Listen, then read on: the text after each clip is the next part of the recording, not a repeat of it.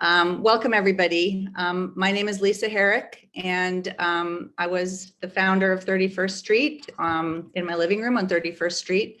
And we are very happy to be here tonight to support two grassroots groups in Pennsylvania, Make the Road, Pennsylvania, and Asian Pacific Island Political Alliance, Pennsylvania. You're going to hear from the executive directors of each of those groups tonight. They're just exciting, passionate, determined young people running incredible grassroots groups. And you're going to hear all about why they're doing what they're doing and what they're doing and what their focus is. I just learned when I got on the Zoom tonight that there had been another shooting of elementary school students in Texas. So I did not know that until 15 minutes ago. And without losing control of my voice, I just want to say, we all know why it's important to elect more people who will do what needs to be done in this country, and more people who have power, who will look out for the vulnerable in this country.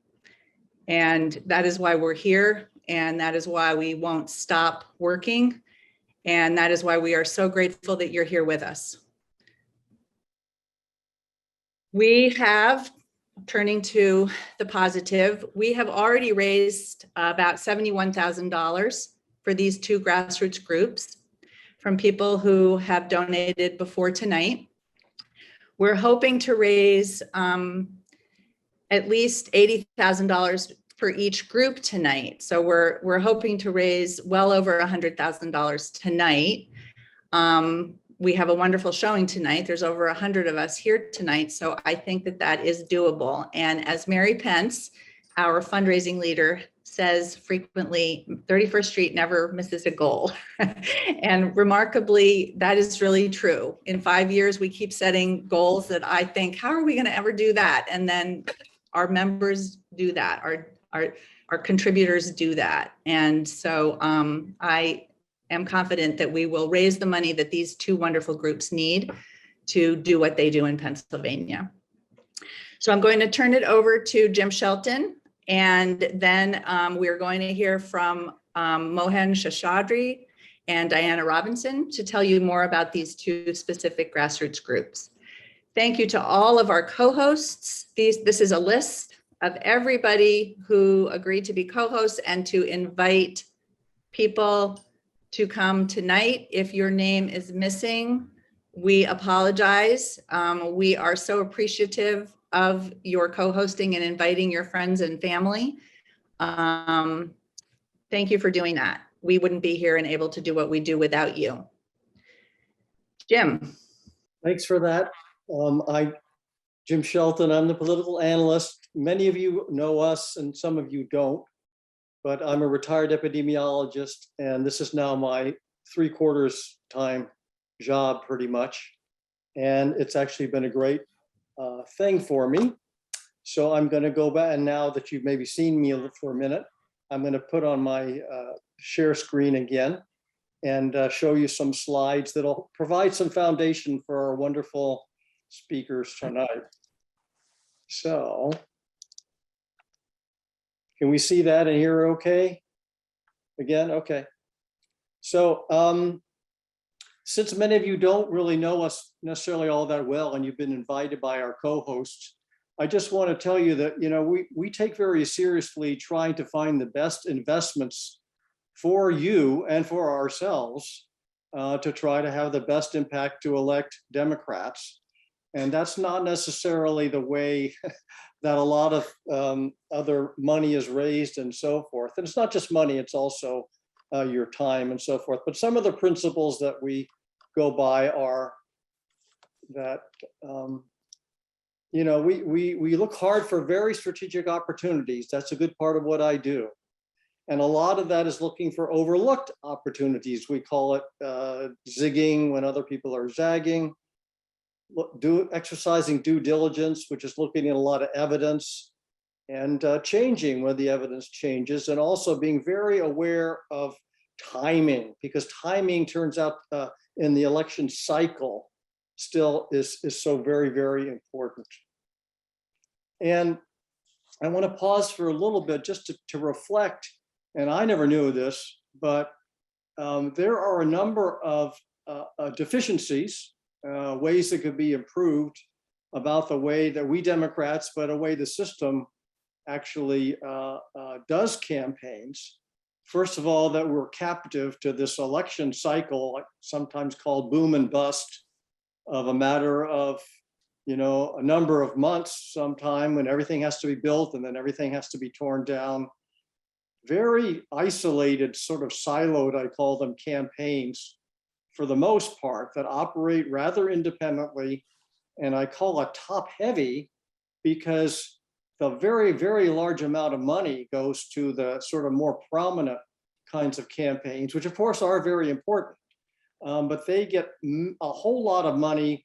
And unfortunately, a lot of it is spent on TV, and a lot of it, which is becoming less and less useful, especially at the margins. And then a lot of it comes too late when everybody's sick of all the political advertising in the cycle. So just to kind of put that on the table. So we're trying to address those things and go at it in a better way to have more impact. So this is sort of the boom and bust. It's like a roller coaster. And these are some of the silos. Just a picture worth 1,000 words, maybe.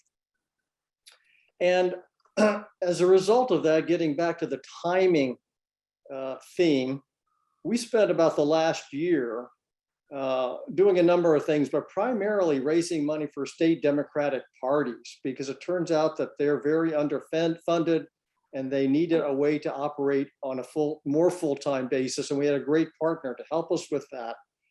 And I will say that with respect to Pennsylvania specifically, that the Pennsylvania State Democratic Party is much more cohesive and much more effective from everything I understand, and much more united in a certain way across those silos in an unprecedented kind of fashion. But now we're moving along to grassroots groups, because and a lot of our peers actually do raise money for grassroots groups, sort of the operational ones. And later on, we'll be doing more candidate support, but it won't be for these for the candidates that get plenty of money. So just to make the point, we call this infrastructure building. And again, a picture to give you the concept. All right, so I think the theme that Mary's particularly going to talk about, my sister, later on, is one of hope. And that's because even though there's some things, a lot of things going against us, and I don't even want to go into what they are because I want to keep on the theme of hope. But one of the things that's helping us, in my opinion, is, you're wondering why I've got this bridge hand here. It's because there's a good chance, and more than a good chance, the Republicans really have overplayed their hand, that they're so extreme and they're so crazy, if you will.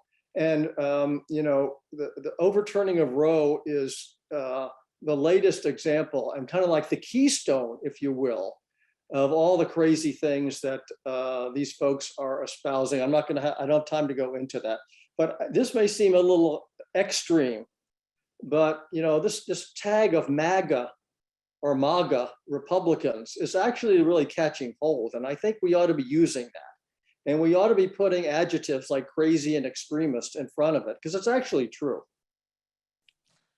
So now turning specifically to Pennsylvania. Why is it important? I think most of you probably know this full well, but I'll run through it just for completeness. We have an open Senate seat. I think it's the best shot we have at a Senate seat, open Senate seat.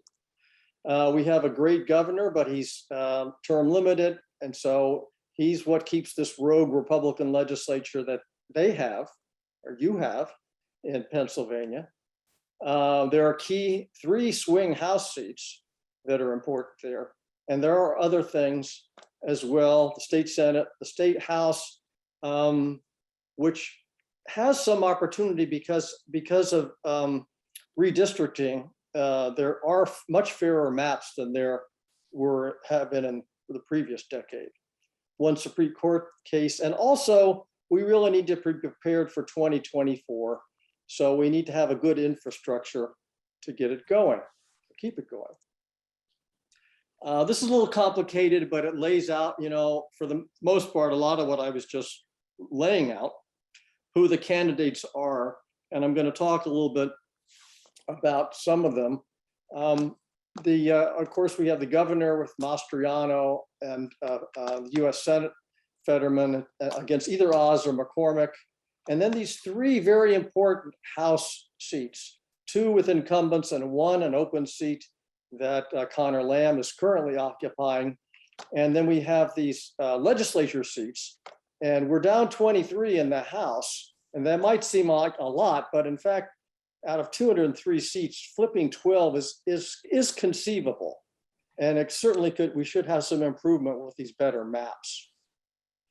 All right, so here's the juxtaposition of, our great candidate, Shapiro on the left, and this really super MAGA Mastriano. And he really is. I mean, people who live in Pennsylvania know about this guy, and I haven't been exposed, but he was a January 6th attendee. He's opposed to any kind of legal abortion.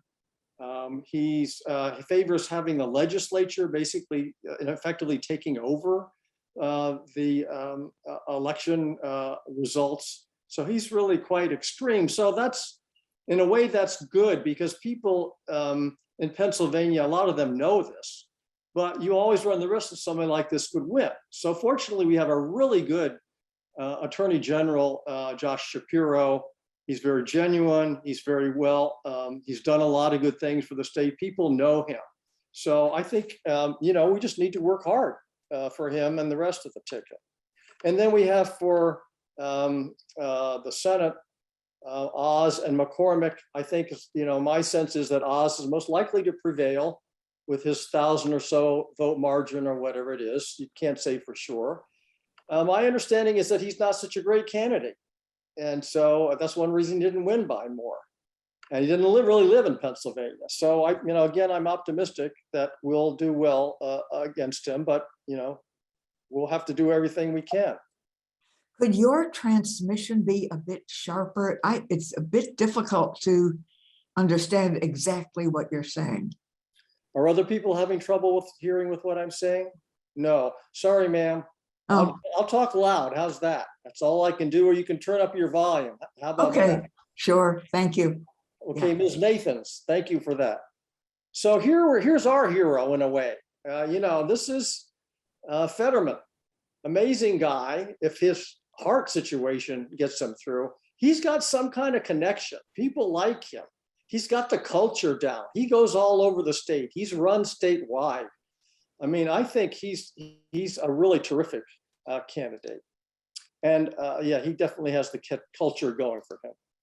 So let's just turn to the map for a second, because to focus on the congressional races a little bit, mostly 7 and 8. These are where we have incumbents running, and it's above Philadelphia, and it sort of goes up to Lehigh Valley to Scranton and so forth.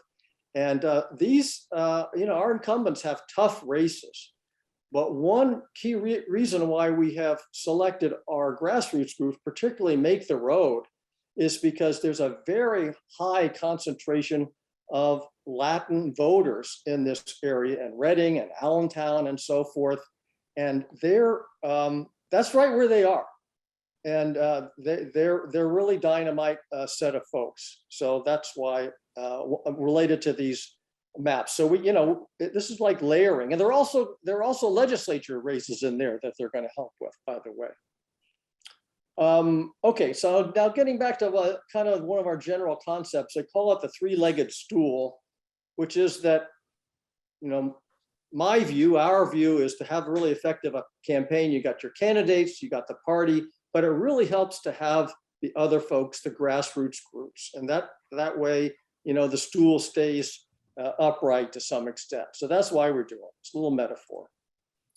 Okay, so what do grassroots groups do?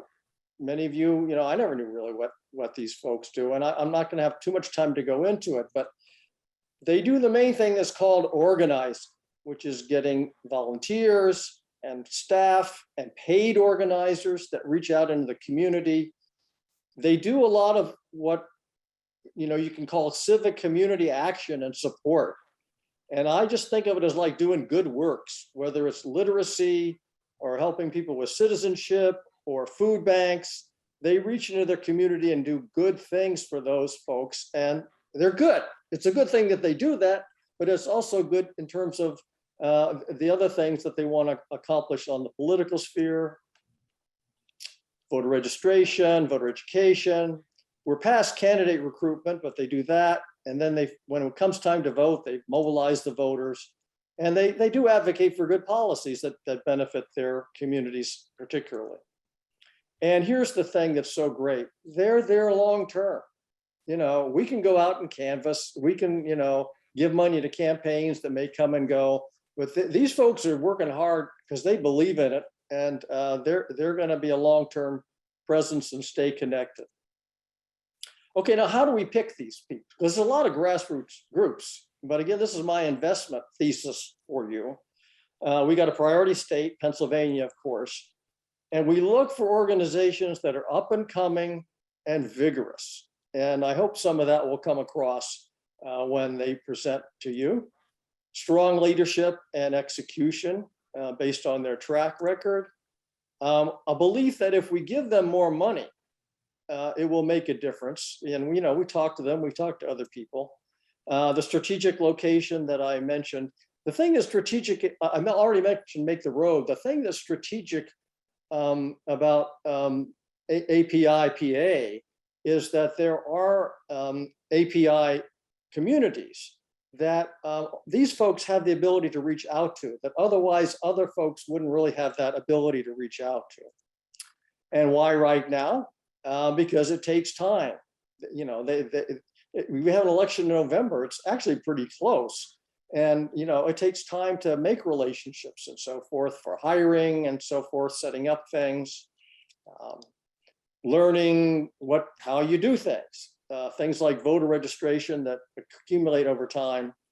But then most importantly, it's about the relationships. This is all, there's so much relationship building that's so valuable that it takes time to build up.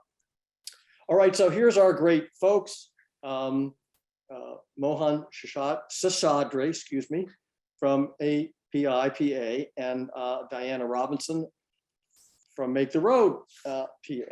They'll be on in a minute. And just to get back to what we're asking you folks today is that for these two groups, that we're going to want to raise $160,000 total, and we'll be putting a link for Act Blue in the chat for you to click on, hopefully. And we really hope you'll support their great work to win in Pennsylvania. So I saw that Mohan was on the call earlier, so I'm just going to turn it over to you, Mohan. Over. Thanks so much, Jim. Hey, folks, can you hear me okay? Perfect. Really glad to hear that. First of all, just want to say thank you so much for providing us this space and for that great lead up. And also, we just finished our Pennsylvania primary and we're still in Asian Pacific American Heritage Month. So if I just fall asleep on this call, really sorry. It's May is always a bit of a sprint for our organization. My name is Mohan. I'm the Executive Director of API-PA, the Asian Pacific Islander Political Alliance. We're Pennsylvania's first and only statewide pan-Asian political organization, and we work year-round to build power in our communities and build power for the broader progressive and democratic movement. And we specifically were built on top of and by two Asian American community organizations in the Philadelphia area, Asian Americans United, which has spent the last 35 or 40 years advocating and for and organizing the Chinese community in Philadelphia's Chinatown, especially against predatory developers and displacement, for environmental justice, for access to education and language access in our public schools, and against the targeted deportation of our community members. And then also, we were also built by another organization in the Vietnamese community named Viet Lead, which does similar work in the Vietnamese community in South Philly and Southern New Jersey.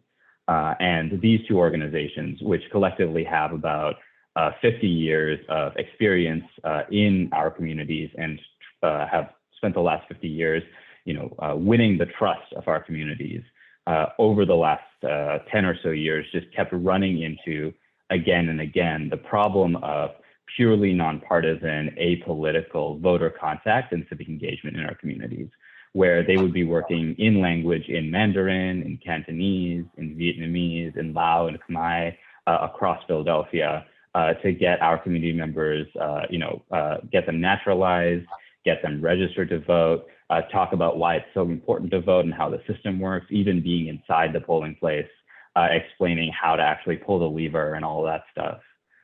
And absolutely happy to talk slower. Sorry about that.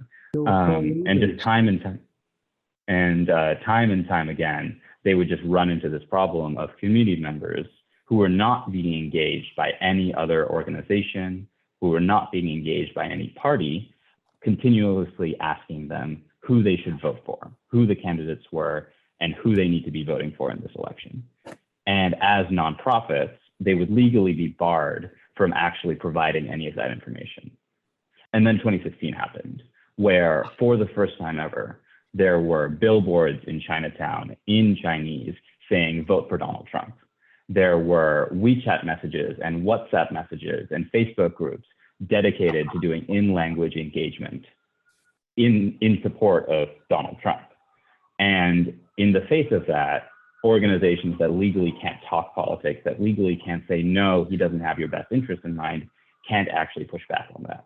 And what happened is we had voters in all our communities, all across Pennsylvania, not just Asians, but across the board, who were receiving persuasion messages, who were receiving get out the messages from one side, from the opposition, in language, in a way that was culturally competent, in a way that didn't just kind of drop in a week or even a month before the election, but started months and months in advance.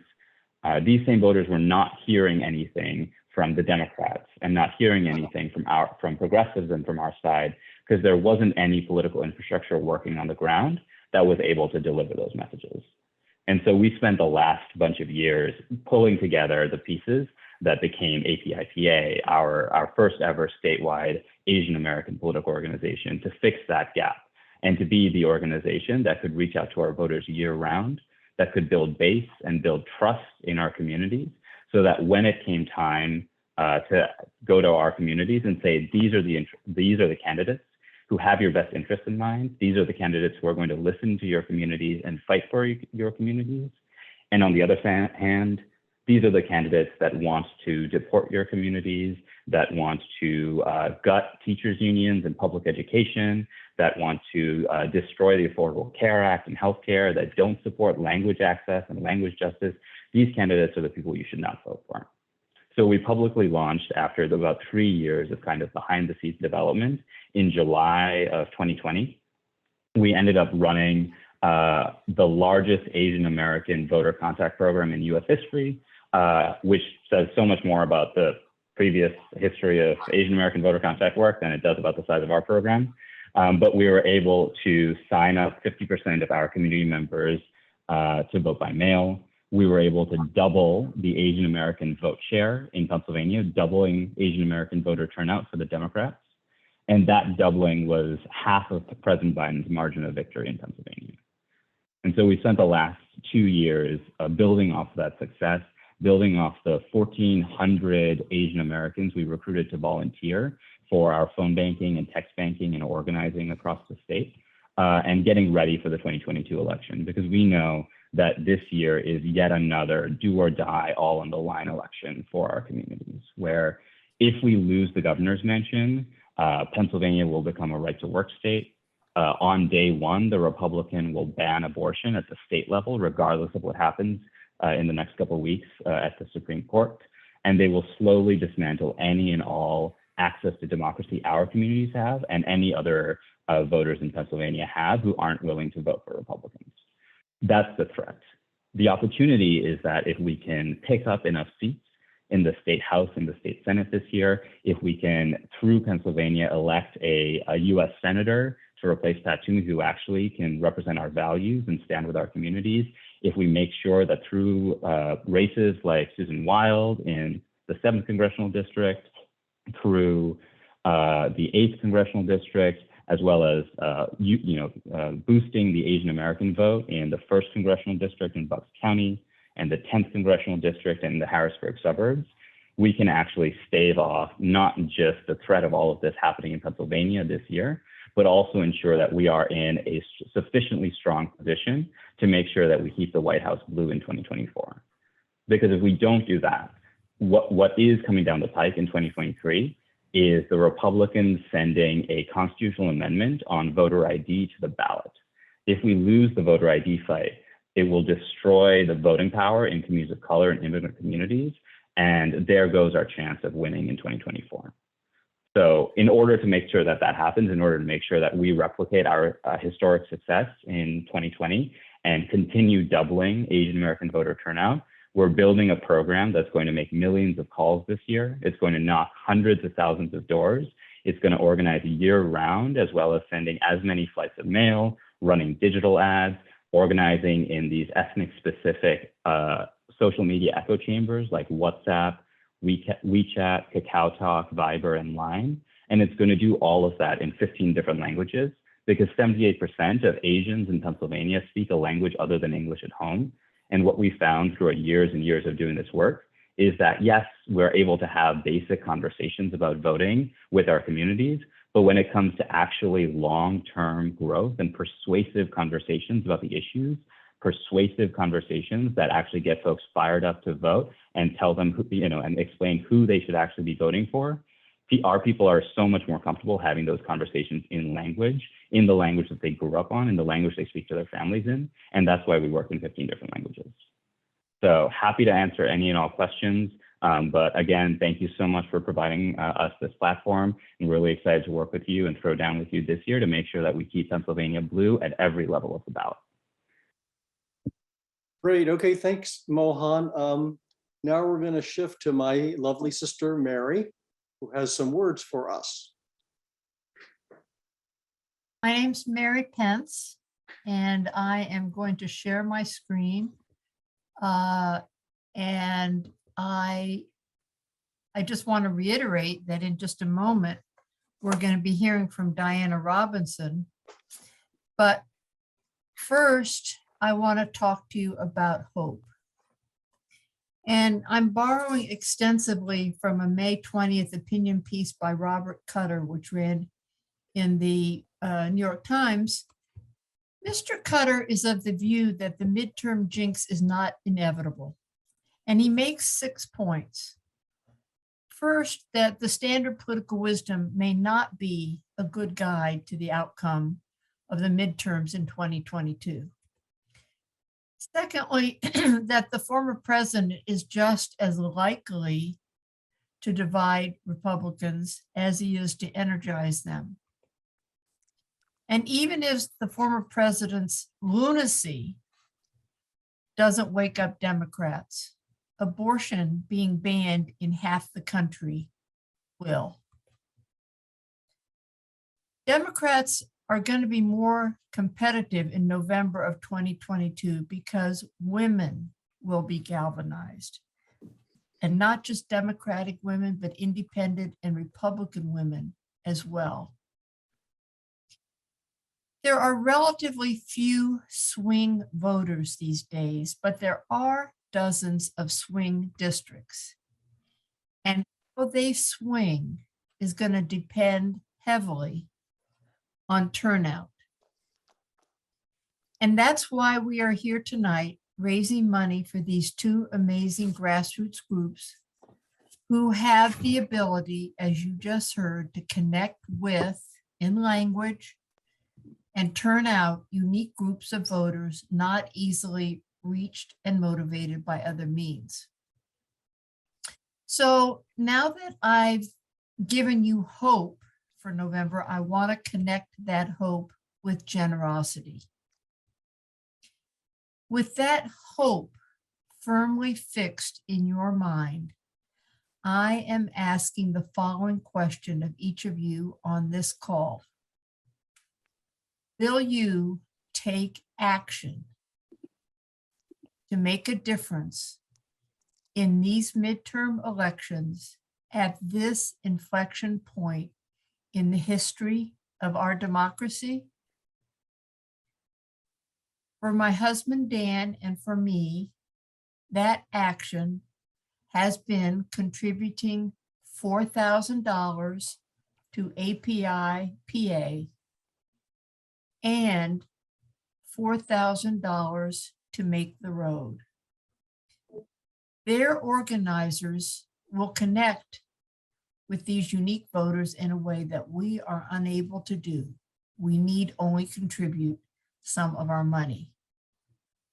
Each of you will give at your own level, at the level you feel you can. I ask only that you give at a level that honors your belief in and commitment to the challenge of this time, which is no less than saving our democracy. Thank you. Thank you, Mary. So now we'll turn it over to Diana.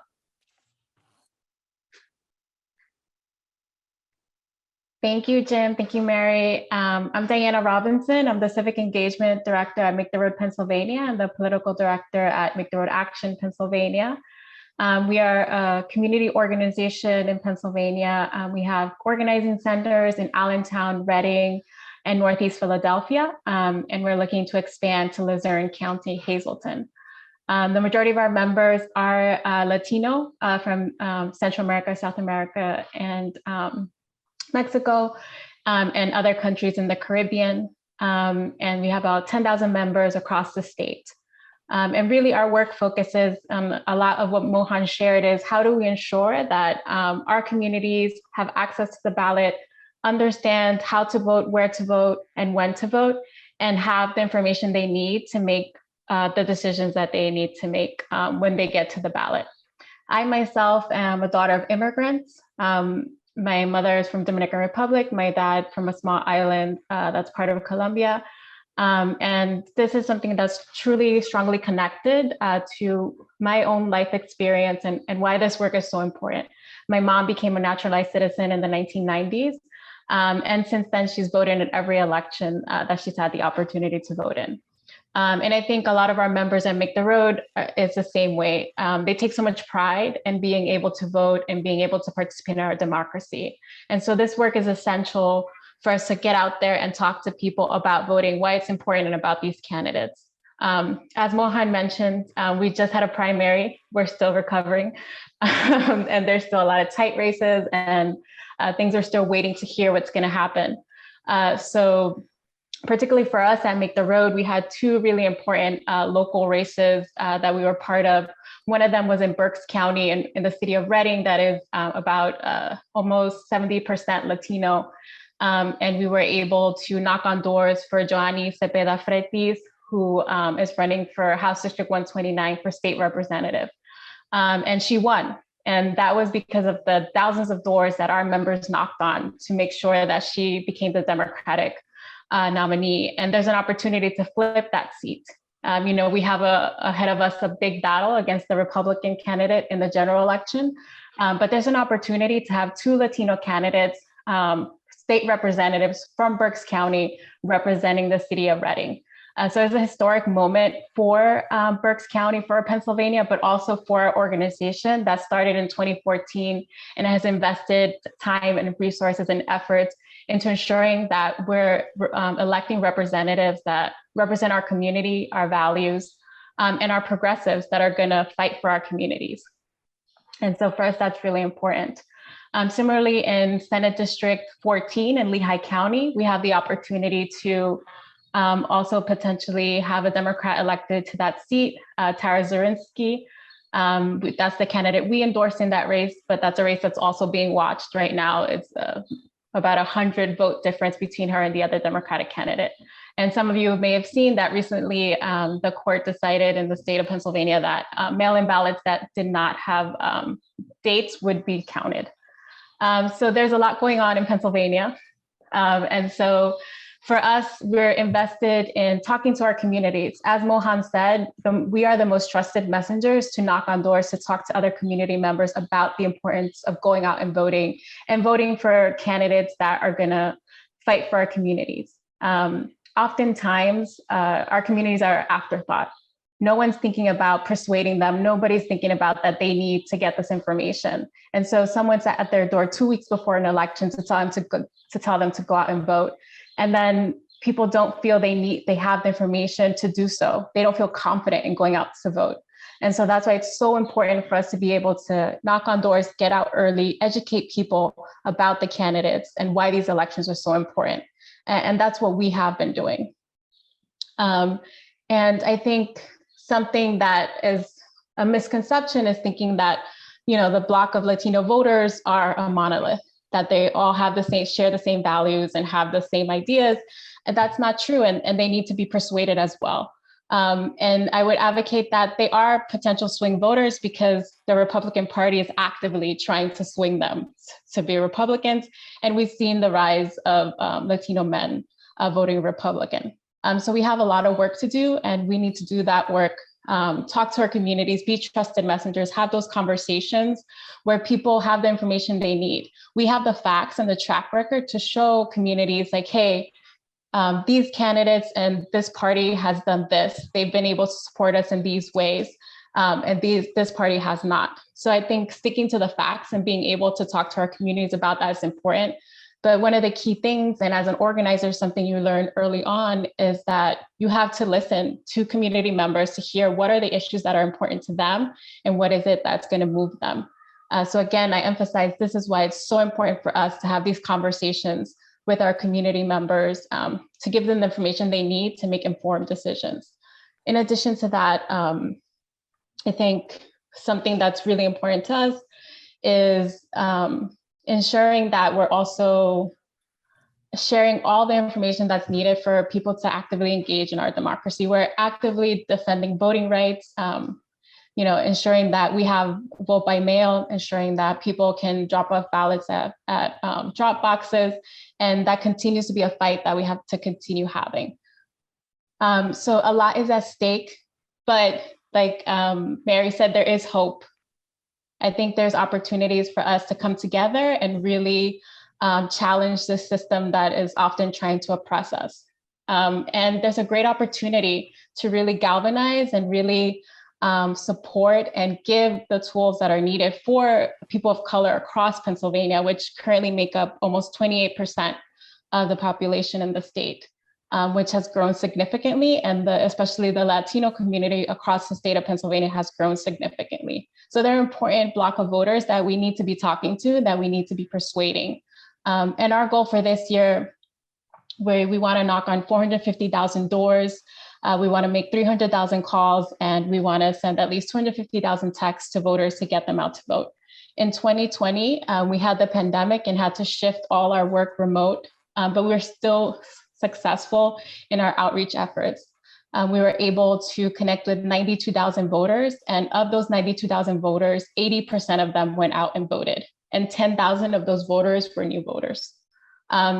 Just this past primary election, we had a youth member, Adriani Rivas, who was knocking on doors in Reading for Joanny Cepeda. And she voted for the first time. She's 18, a senior in high school, and she voted for the first time. And she spoke about how powerful that was, being able to knock on doors for this candidate and then be able to vote for them and make sure that they won their election. So I think this is part of the work that we do, and why it's so important and why it's so impactful, because it's our neighbors, it's our community members, it's our kids who are in high school, seniors, knocking on doors of their friends and neighbors, telling them why it's important to go out and vote. And that's essential in carrying out this message, not only in a language that is comfortable for people, but also in a way that's relatable and that it resonates with people. And I think that's one of the most important things. So I'm happy to be here with you and to have your support. And I'm asking you to join us to support our community and creating this change and really transforming the future of the Commonwealth, so that we have a more progressive state legislature, so we are able to pass policies that benefit our communities. Because that is the key. That's why we're doing this work, because without a progressive legislature, we are stuck. We're not able to make the change that we want to see happen in the state of Pennsylvania. So I want to thank you again for being here tonight, for supporting our work, and I invite you to join us, join our community, and support us as much as you can. Thank you so much to both of you. Thank you, Mohan. Thank you, Diana. You're wonderful. We do have some questions in the chat, some of which I think each of you may have already answered, but I'm just going to throw some of these questions at you. And I think if you both want to answer these questions, I think that would be great. So one question is, I think this is what the questioner means. How do each of your groups focus on the likely Dems among the community members in each of your communities? In other words, if you're doing a lot of outreach in general to voters in your community, how do you reach out to Dems in particular as opposed to Republicans in those communities? So if each of you could just take that question, that would be great. Yeah, so we are very strategic about how we do targeting, and we are part of the America Votes state table, where there is coordination done in figuring out, what makes sense, what are the best voters for us to contact, and we make those decisions that way. Our goal is to turn out BIPOC voters, so that's our focus, and young voters, and also newly registered voters. Is really important to us. And usually, since we're doing this on the partisan side, we focus on Democrats usually, or sometimes even independents. Mm-hmm. Okay, thank you. And Mohan? Absolutely. So everything Diana said, we work together, our two organizations, as well as many others across the state, all of the major unions, the environmental groups, Planned Parenthood, et cetera, to make sure that we're all reaching the people who are going to listen to our messages the best. And when it comes time to get out the vote in the last 2 weeks of the election, we focus really tightly on exactly the people who we know or trust are going to turn out for the candidates we support. But the value add of our organizations is because we're in the community year round, because we're knocking doors and talking to voters and making calls 365 days a year, we don't need to just focus on likely Dems the entire time. January through June, January through September, we can have long, persuasive conversations, repeatedly going back to these voters who maybe they've voted Republican in the past, maybe they registered Republican because someone told them to and they didn't know what that meant because they just naturalized. And we can explain to them, we can talk politics to them, we can talk to them about the issues, and we can move them from where they are to where we all need them to be, rather than campaign style coming in 2 to 3 months before the election and only being able to talk to likely Dems because you haven't built up that trust and you don't have that history with them to be able to get them to move from wherever they have been in the past to where they are right now. Mm-hmm. Yeah, I think, the staying boots on the ground, you're in, you're out is crucial. A question, Mohan, for you, if you already covered this, you can maybe just review. But one question is, can you talk a little bit about your numbers, about how many potential voters of Asian Pacific heritage are there? What's the past turnout percentage? What's your goal for 2022 and 2024? Just a little bit more of your stats. Sure. So Pennsylvania has roughly 600,000 Asian Pacific Islanders total. About half of that, 300,000 are eligible to vote.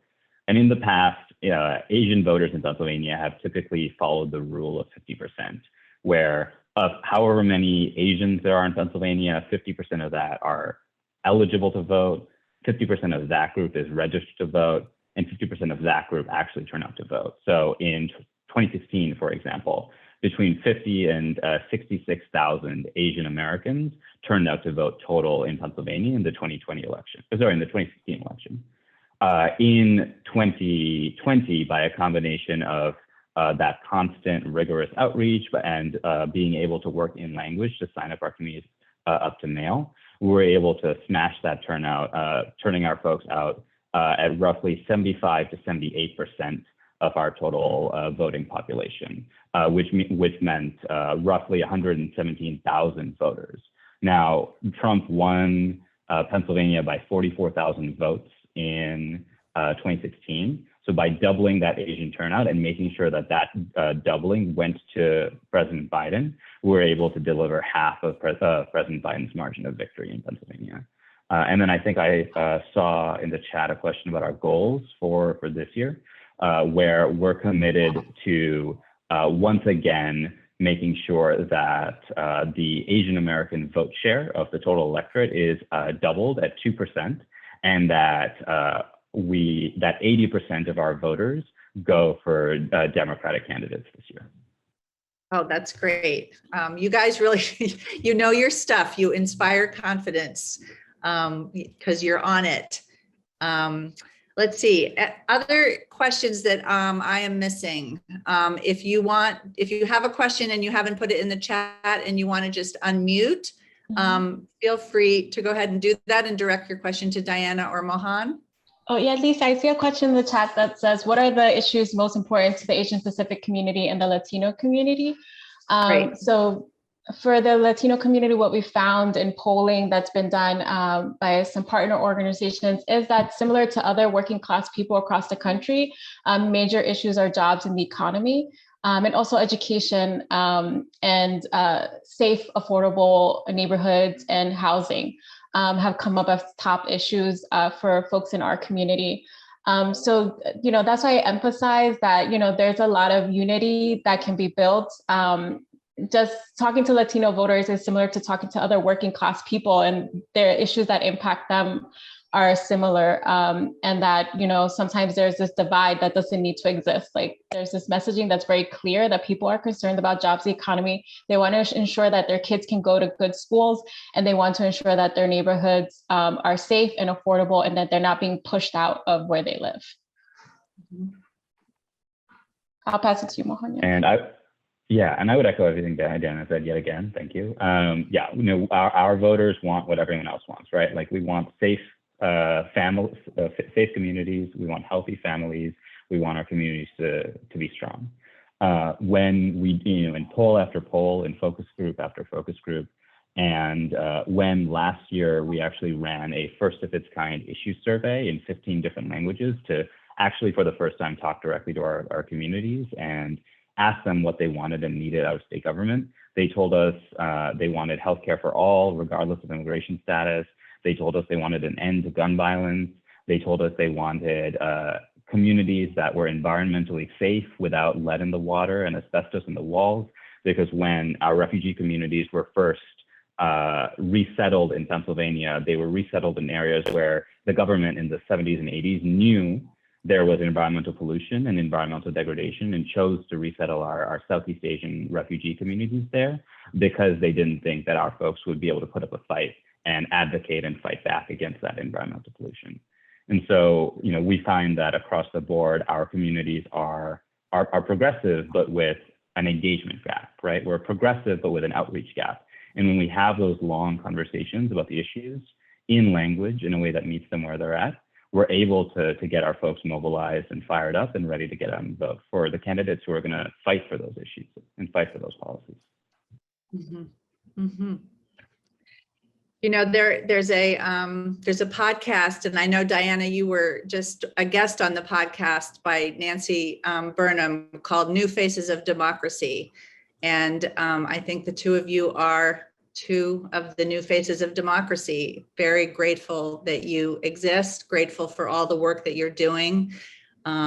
Just grateful that you are in Pennsylvania, trying to help that state vote for good candidates. We are going to close out the formal part of our program, but we're going to stick around. Some of those of us on 31st Street are going to stick around. I don't know, Mohan and Diana, if you have, you probably don't have any extra time. And Mohan said he was falling asleep because he's been working around the clock. So we don't want to keep you too long, but for those of you present, if you'd like to stick around and ask a few more questions or make some comments, we will stay here with you for a little while. I think President Biden was going to be coming on television to talk about the Texas shooting. That's probably at about 8 o'clock pretty soon. So, for those of you who want to tune into that, of course, we want to give you time to do that. But we really appreciate all of you here. And thank you so much, Mohan and Diana. And thank you, Jim, for your presentation tonight. Yeah, I want to thank everyone again so much for all your contributions and supporting this work. It's really essential and important